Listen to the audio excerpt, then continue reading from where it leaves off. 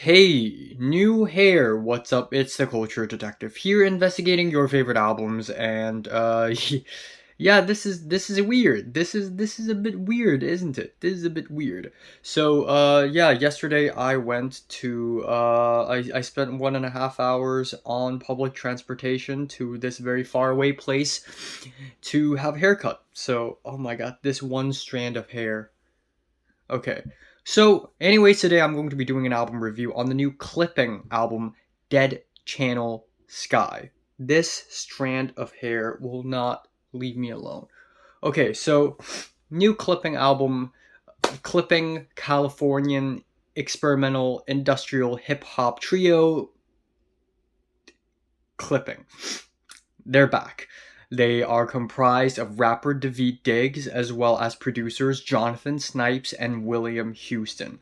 Over the last 10 years or so, they have made some of the most interesting and fantastic hip hop has heard. Of course, we have their amazing self titled album, and in the years 2019 and 2021, we have two sister albums where they explore horrorcore and are inspired by horror films. There existed an addiction to blood, as well as 2021's Visions of Bodies Being Burned, being my favorite album of the year that it is released. So obviously I am extremely excited for a new Clipping album. Finally, they have released a new album called Dead Channel Sky. And yeah, they're taking their sweet time, but you also have to understand that Daveed Diggs isn't just a rapper. He is also an actor. He has acted in multiple films like Blind Spotting, as well as the new Nickel Boys, which is just fantastic. When I saw Daveed Diggs on the screen, I was like, wait, could that be Daveed Diggs? So anyways, Dead Channel Sky is a new concept album from Clipping, and it goes for a dystopian sci-fi thriller concept. And this isn't the first time they have explored sci-fi and futurism. I mean, just nearly a decade ago, they released Splendor and Misery, which pretty much does a similar thing. Now, the album starts off with the intro track, which is classic intro from Clipping. Every single Clipping album has to have an intro where Daveed Dick sets the tone by rapping really fast in a monotone voice, and this time around it is paired with internet load up sound, which is a very interesting sample. Now, going into the album, we have the first track Dominator with its angular keyboards and robotic vocal loops and big beats. It's very much Clipping, trying out techno rap. It's a really bold change from Clipping, but it sounds really interesting. It's sharp, it's interesting, it's weird, and this is everything I like about Clipping's music. Following that, we have the title track, and yes, I know it sounds like Prodigy's Firestarter with its dusty, glitchy drums, but I still really enjoy listening to Daveed just exploding with so much energy, especially whenever he yells, "Everything is important." It's just so fun, and I genuinely love this track. Following that, we have the track Run It, which is a total freaking banger. We have tight chomping beats, rubbery synths, Daveed Diggs' controlled yet chaotic delivery, and lyrics about entering, I guess, a futuristic cyberpunk strip club or something with a crazy, extremely fast paced music video. I genuinely think this is one of the best songs from last year and still one of the best singles off of this album. However, after this streak of very good tracks, the album kind of starts trailing off. We have Go, which is a pretty glitchy interlude with alarm sounds, pretty typical of Clipping, not gonna lie, maybe a little bit too typical. Then we have Simple Degradation, and this interlude actually appears twice on the album, and every time this shows up, it just kind of halts the momentum of the album a little bit. It's just nothing but sharp, ear-piercing white noise that do not necessarily add that much to the concept of the album. Following that, we have the track Code, which has some really great dramatic strings, and lyrically it is about codes, it's about slangs, like street codes, but it's also about coding. The instrumentals, again, just feels like typical clipping. It doesn't feel like they're going for anything too interesting in comparison with the first three tracks after the intro. And then we have Dodger, which is a track very much about technology, the internet.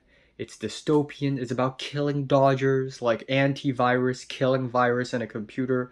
And David here raps over some liquid drum and bass, and he genuinely sounds amazing. Jesus Christ, I had a haircut and my hair's still bothering me. So, yeah, Scams, it's about a really, really cool woman who is smart and resourceful and wears sunglasses. And we also have an awesome feature on this track. The beat is okay. Keep Pushing is a slow, groovy song. It's very 90s, very Matrix esque synths. And this track, even though I wasn't a huge fan at first, especially the sung chorus from David, this track is surprisingly catchy and charismatic. Then we have Mood Organ, which I think is pretty forgettable, and even though it's still interesting coming from clipping, especially that random breakdown in the middle of the track with psychedelic keyboards and everything, it's still too brief. I wish they would have expanded this track more. Polaroids is a track where clipping explores the idea of piecing history back together, but you miss context. So you're just piecing history back together and you're making up a story in your own mind from Polaroids and a photo that's dated from the 1920s. The storytelling is very interesting. And I feel like when I'm listening to this track, I have arrived at a moment in a film where I have received an important clue. I love the bubbly and plasticky sound effects. Anyways, Madcap, I love the glitchy experimentation. Again, a bit too brief, a bit too short for my liking. Mirror Shade Part 2. Interesting. Where is Part 1? I don't know. I feel like I'm missing something. I feel like there is already a Mirror Shade like a while ago from clipping that I'm completely blanking my mind from. Is there no mirror? Huh. Okay.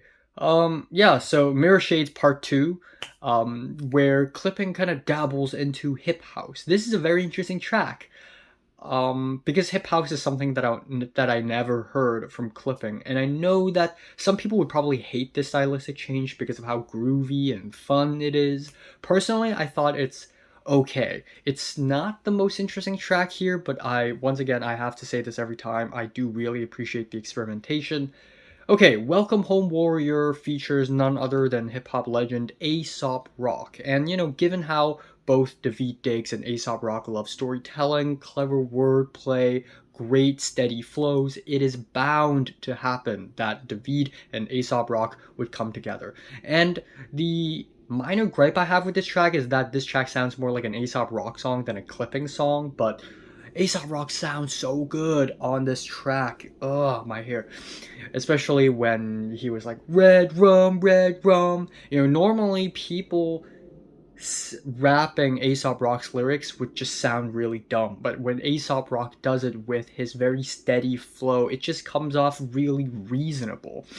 Of course, with the witty and layered wordplay, the knack for storytelling, tell don't show, it is a pretty great track. But the album ending Ask What Happened is a truly amazing ending where we have a future being controlled by an oligarchy, rising prices, broken economy, and it feels like a plot twist in the overall narrative concept of the album.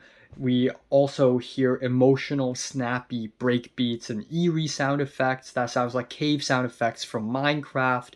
It's very atmospheric and a very solemn ending. So yeah, overall, this new clipping album, I actually enjoyed quite a bit. It is nowhere near as fascinating and as consistent as their last few albums, but I still enjoy quite a good bit from this album nonetheless. I'm giving the new clipping album Dead Channel Sky a strong 7 to a light 8 out of 10. So, have you listened to the new clipping album? Comments below, let me know, subscribe if you want more, and thanks for watching. Oh, I feel sick.